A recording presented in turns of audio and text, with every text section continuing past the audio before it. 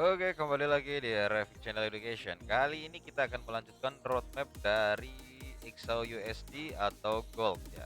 Yang mana pada roadmap sebelumnya terlihat Gold akan membuat seperti ini ya. Dan beruntungnya ya, saya mengatakan beruntungnya Gold sudah membuat seperti yang saya analisa ya, sudah bergerak seperti apa yang saya inginkan. Jadi di sini gold sudah mulai naik ya dengan target tentunya di area supply zone-nya.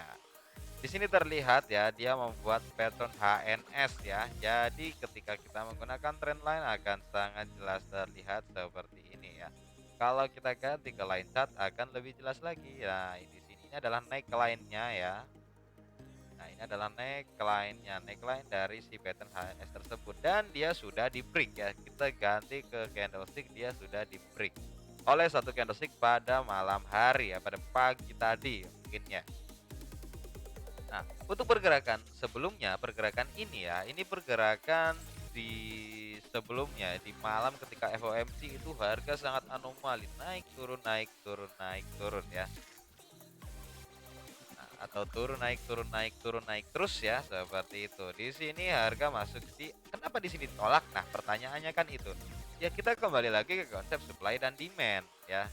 Kita kembali lagi ke konsep supply dan demand. Kenapa harga bisa tertolak? Kenapa harga bisa kembali? Kenapa harga bisa bergerak seperti itu? Nah, ini adalah analisa roadmap kemarin ya. Yang masih penasaran silahkan dicek roadmap gold kemarin ya, hari Rabu ya. Oke, di sini terlihat ya ada retracement ya. Ini adalah retracement kecil dari pergerakan gold. Retracement kecil seperti ini ya. Ini di area berapa kita bisa mengukurnya dan kenaikan harga juga kita bisa ukur sampai berapa kenaikannya.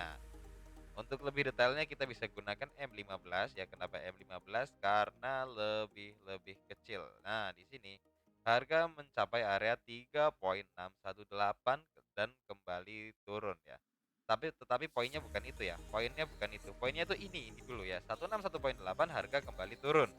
Ketika price menyentuh 161.8 ya, otomatis kita ukur kita ukur pergerakan awal retracement-nya ya. Nah, seperti ini. Nah, di sini price itu bergerak di 5 sampai 6 ya. Gampangnya itu di poin 50 sampai 61.8. Nah, ini adalah area yang pertama. Ini saya hapus terlebih dahulu.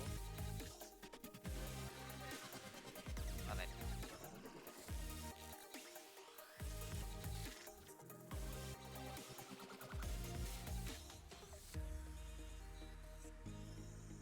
Nah, di sini ya. Nah, ini 61.8 dan 5 ya. Lalu kita mengukur sampai mana harga akan naik ya. Nah, kan bisa tinggal kita balik seperti ini. Nah, harga sampai 261.8 ini adalah poin pentingnya ya.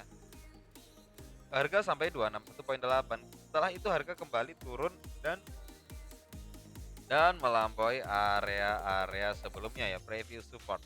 Kenapa demikian ya? Karena ini adalah efek dari news ya, efek dari news FOMC ya, harga spike naik ke atas. Lanjut ya, lanjut di sini ya, ketika harga sudah seperti ini dan sudah naik ke atas, nah di sini dia membuat higher high. Dan tentunya ya di sini harga mulai turun kembali dan akankah dia naik? Tetapi jika kita lihat dengan seksama di sini ada left soldier dan di sini ada right soldier. Yang mana pergerakan harga sudah menembus areanya dan ini tinggal melakukan penerusan. Lalu peluang terbaik untuk melakukan entry di gold itu bagaimana ya? Peluang entry terbaik pertama kita menemukan adanya area-area retracement ya. Nah, jadi seperti ini ya. Ini adalah area retracement, harga kembali turun dan dia naik ya. Dalam pergerakannya kita bisa turunkan lagi di M5 ya. Kenapa saya selalu menggunakan M5 ya? Karena yang di handphone ada gitu ya. Kalau kita menggunakan M3 di Android itu nggak ada, di iPhone nggak ada ya.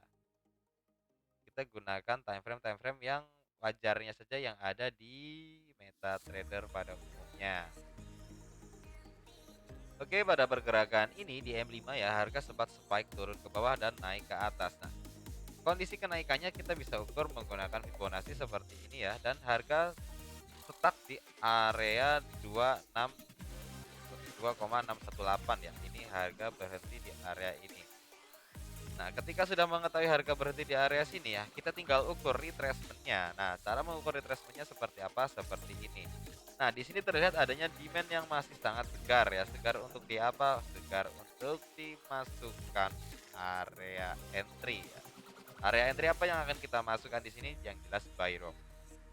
Kenapa kita melakukan aksi buy ya? Karena itu semoga menjadi area retracement seperti itu. Nah, jadi kita bisa melakukan aksi buy di sini dengan target jauh di atas. Minimal inilah, minimal previous retracement-nya. Karena harga belum membuat apa, sebelum membuat retracement ya, jadi kita masih menunggu ya, menunggu pergerakan harga. Jika melakukan sell bagaimana pertanyaannya? Seperti itu. Silahkan lakukan sell, tidak masalah, tapi stop loss-nya di sini ya. Stop loss di previous resistance. Ya, tinggal dikira-kira sendiri ya, itu worth it atau tidak dan itu sebanding atau tidak dengan resiko yang ada. Boleh sekali melakukan sell ya, boleh sekali, tapi stop loss-nya di sini ya. Kalau mau melakukan aksi buy, stop loss-nya di sini. Sama sih ya. Di sini ya, di previous support-nya ya. Kita ganti ke M5, kita lihat sampai mana sih support-nya sebenarnya gitu kan. Nah, di sini ya, kalau melakukan buy SL bisa di sini ya.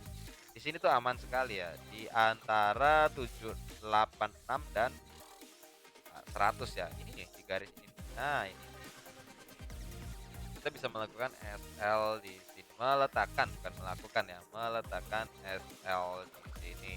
Nah, ini adalah area SL-nya. Ini adalah buy areanya. Kita masih menunggu pergerakan harga selanjutnya dan di sini ada hidden supply zone ya. Nah, kalau kita ganti ke M1 akan nampak jelas ya hidden supply zone-nya ya. Untuk para scalper bisa melakukan aksi sell di area ini ya. Dengan stop loss tentunya tidak perlu sampai sini ya. Stop loss di sini saja. Di sini sudah cukup lah ya. Kita bisa ukur menggunakan Fibonacci ya. Ukur pergerakan minornya. Ini asik sekali. Nah, di pergerakan minor harga di 161.8 dan di sini ini area 261.8. Nah, kita bisa melakukan aksi sell di sini dengan SL di 3618 ya.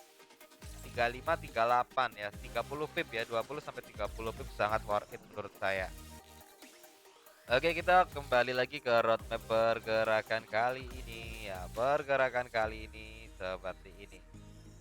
Kita lihat di time frame yang lebih besar ya, yang lebih besar seperti ini ya. Kita lihat primary trendnya, kita lihat. Nah, pergerakannya aslinya biasanya downtrend ya, tetapi terbiaskan lagi oleh uptrend di H4 kemarin ini ya. Ini bias uptrend terlihat dan harga kembali downtrend tetapi belum mampu, bukan berarti tidak mampu ya, belum mampu ya. Harga belum mampu untuk kembali turun ke bawah. Ada kemungkinan harga masuk ke area ini ya. 1853 dan 1866 itu adalah area-area spike terakhir, last spike ya, untuk kembali melanjutkan penurunan karena ini masih di middle of dynamic supportnya ya. Kita masih menunggu dan menunggu seperti itu. Di sini juga terlihat adanya engulfing ya, dan harga belum ada yang masuk ke area ini ya. Harga belum ada yang masuk ke area ini. Ya, kita masih menunggu harga masuk ke area ini dan semoga ini menjadi area penerusan secondary trendnya, yaitu uptrend untuk naik terus ke atas seperti itu. Terima kasih ya, semoga bermanfaat dan terima kasih sudah menonton video ini sampai selesai. Jangan lupa selalu gunakan stop loss dalam setiap transaksi. Kawan-kawan yang ingin gabung di grup Telegram ya sudah ada di deskripsi ya. Di situ kita bisa membahas apapun ya. Tidak perlu hanya trading ya, di luar trading curhat apapun terserah kawan-kawan semua. Yang penting grupnya rame ya, dan isinya trader yang jelas ya. Yang jelas isinya trader, dilarang berdagang di dalam grup ya. Lalu jangan lupa selalu gunakan stop loss, selalu lakukan analisa, selalu lakukan backtest ya, selalu lakukan roadmap ya, membuat roadmap, membuat analisa, membuat reason yang jelas untuk melakukan area entry. Jangan asal entry seperti itu.